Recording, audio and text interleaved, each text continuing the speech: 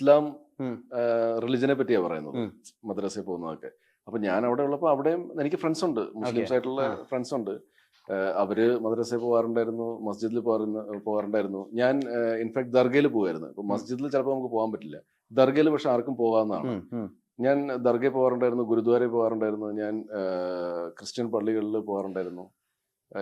അങ്ങനെ എന്താണ് റിലിജൻ കാരണം അങ്ങനത്തെ ഉള്ള പ്രശ്നങ്ങളൊന്നും ഇല്ലായിരുന്നു. എൻ്റെ വീട്ടുകാർ എവിടെയും വിടും. നമുക്ക് എല്ലാ റിലിജനിൽ നിന്നുള്ള ഫ്രണ്ട്സും ഉണ്ട്. അപ്പം അതൊരു പ്രോബ്ലം ആയിരുന്നില്ല. പിന്നെ ബാല്യകാലം ഇപ്പം നമ്മുടെ ഈ ഡ്രസ്സുകൾ മാത്രമേ ചേഞ്ച് ആവുന്നുള്ളൂ.